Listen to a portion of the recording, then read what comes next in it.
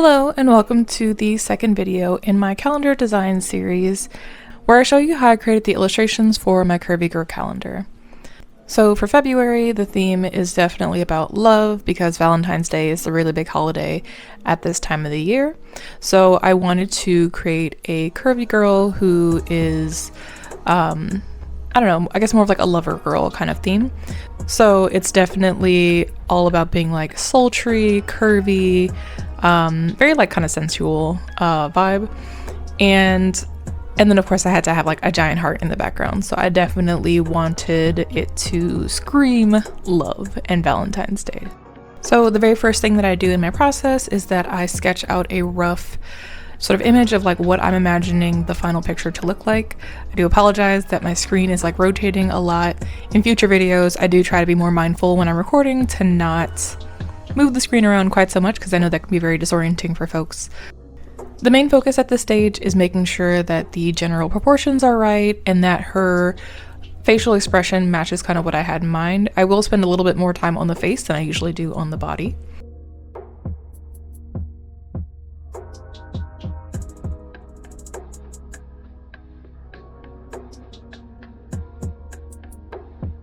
And then once I feel good about that, I'm gonna add like some base colors for the background just so I can keep it in mind as far as like what the color palette is that I'm working towards.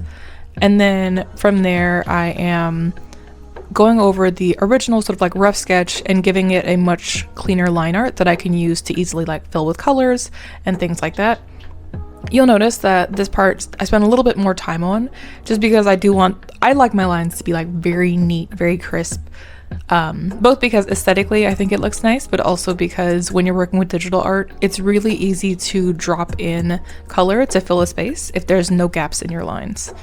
Otherwise you'll have to sort of like manually fill in the colors, which is not the end of the world, but it does take a little bit of time. And you know, sort of the larger your picture is, the less time you'll want to spend on like small details when you can just sort of like drag and drop things as you go. It can be a huge time saver.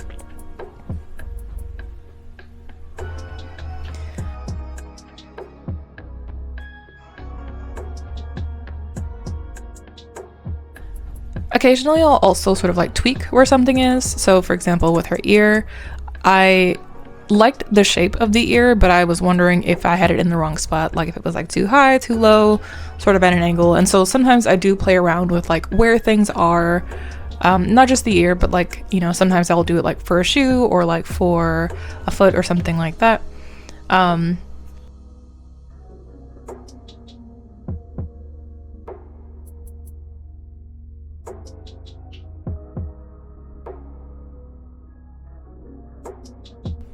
For the shoes, although you can't see it, I have a reference off screen that I'm sort of checking every so often just to make sure that I'm getting the general shape correct.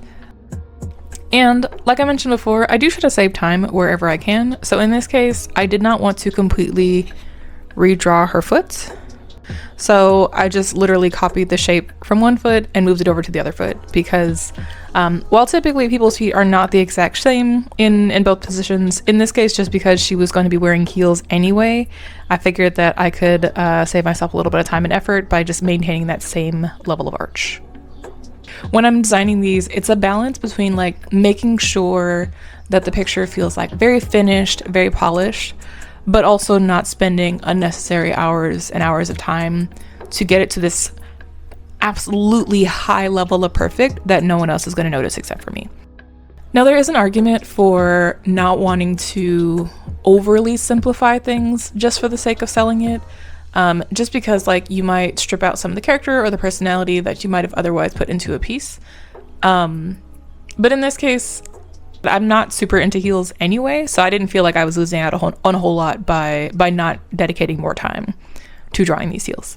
So that's why I felt pretty comfortable with just copy pasting for its simplicity's sake. And I'm really happy with how it turns out in the end. I feel like the heels really added so much to the vibe that I was going for this lover girl. And then later on you'll see that when we get to like the coloring and the shading, just the texture and like how the colors like pop and sort of shine on the shoes, just chef's kiss. Amazing. But anyway, from here, what you can see me sort of struggling with is the hair. I was having a hard time trying to imagine how her braid would wrap around her head. Normally when I draw braids, I just sort of draw them straight up and down, or like fully behind a person or fully in front of a person.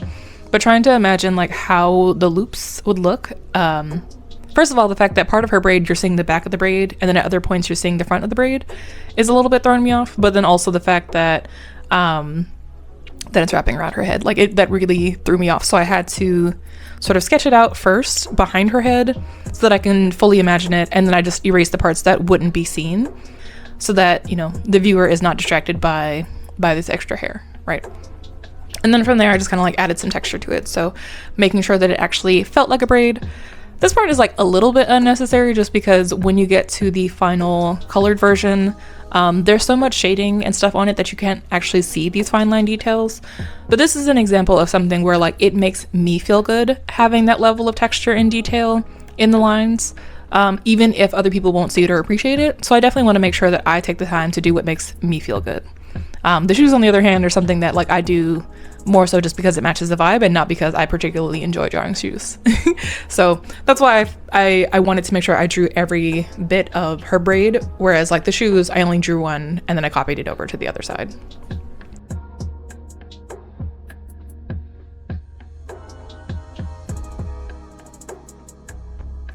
From here, I am doing the actual like flat colors. So once I have all of my lines nice and neat, I then go through and add the colors. Like I mentioned before, I could actually just like drag and drop in the colors. I don't have to like do the little outlines around them, but I like to do that anyway just because it's like visually appealing, and it kind of reminds me of doing a traditional drawing where you would do maybe like an outline of a shape and then fully color it in. And then I will say that while I do actually really like this pink color, if you saw the thumbnail, you will notice that this is not the final color that I decided on. The reason for that is because I just felt like there was just too much pink. Like, she blended too much in with the background, whereas she should be the main focus of this particular picture. And so I wanted to make sure that I do ultimately switch the color just so that she stands out a little bit more. And also like, I don't know, pink sometimes is like a little bit of a softer color, and so I wanted her to be like a little bit spicier, just a little bit more grown. Then once the flat colors are done, I will add some shading to it just to make it a little bit more 3D. And then I will add the highlights. So here you can kind of see that like with the hair color in place and with the slight highlights, you really can't see the lines in her hair as much, or like they're not the focus as much, but I do think that they add like a little bit of something. Like I do think that they add just enough texture that it really kind of feels like hair, and that's definitely what I'm going for in this case.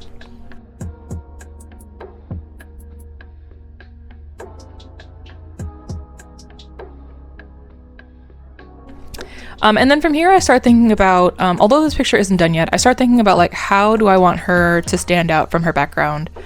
And I'm also thinking that she's like a little bit plain. Like I feel like she needs some kind of texture, some kind of pattern to sort of make her look more complete.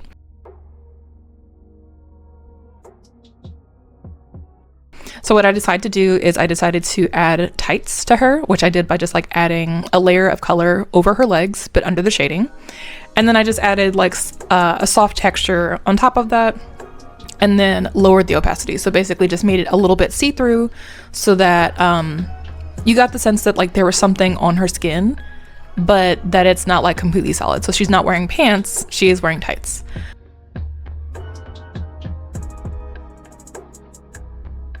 And then here is where I decide that like she really was blending in too much with her background. So I switched from the pink to a deeper red, and I make sure that the red on her is even darker than the red of the heart behind her, so that basically she is the darkest thing on the page, and so the thing that your eye hopefully sort of focuses on.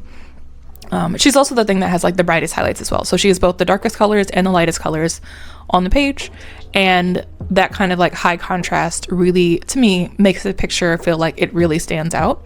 And so that's something that you will see in a lot of my digital art. It's just like this really, really high contrast, really saturated colors. And then of course I really like the curvy ladies. So yeah. And then from here, what I'm doing is just doing some little touch-ups. So just making sure that the colors, especially the shadows, are a little bit better blended, and thinking about adding just a texture to her top. Again, it felt a smidge too plain. Typically for a lot of the outfits that I do, the clothes that they wear have a lot more details in and of themselves. Like they might have a jacket, they might have pants, they might have accessories. In this case, her outfit is actually pretty basic in that she only has a leotard, tights, and heels. So there's not really much else going on. So I feel like those individual elements need to be that much more interesting in order to make up for the fact that there's really not a lot happening in this picture.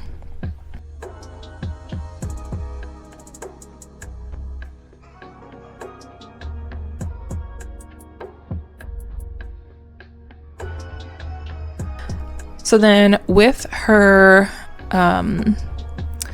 body and her hair mostly figured out, the next thing that I'm doing is just her skin. So wanting to make sure that she feels soft, you know. So this is a curvier lady and her skin is soft. There shouldn't be like a lot of hard angles.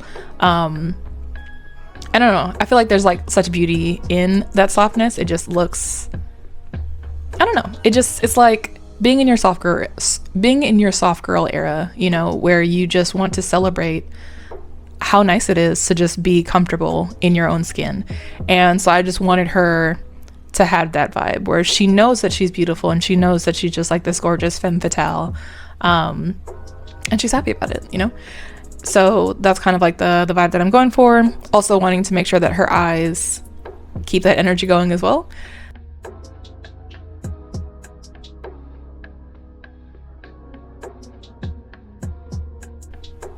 Overall, my shading style is pretty simple. Basically, there is a layer of shadow and a layer of highlight, but oftentimes I'll add then a second layer of shadow just to make some areas much, much darker. So especially like under her chin maybe, or I don't know, like in like small cracks or like areas where they really wouldn't get a lot of light. And I feel like that really just adds a lot more depth to the final picture. Generally, that's how I color pretty much everything, not just the skin, but also like clothes and the hair. The main difference with the hair is that because the hair has like individual strands, I want to make sure that the highlights and the shadows are like a little bit more broken up so that it feels more like the texture of hair.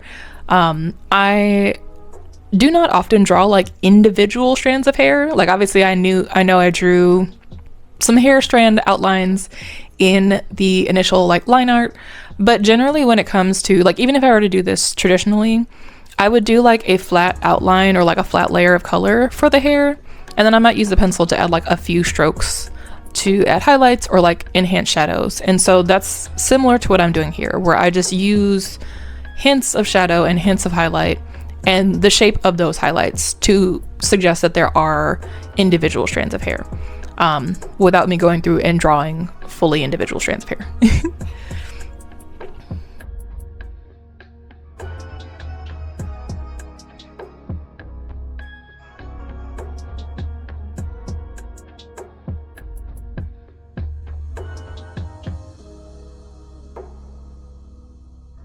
And now moving on to the shoes. I loved how these shoes came out. Like I said, I really don't draw shoes terribly often, so I wasn't sure how I was going to feel about the shading process, but having a reference definitely helped so that I knew generally like where the shadows were supposed to go and you know, like how strong the shadows were supposed to be so that they really, really popped.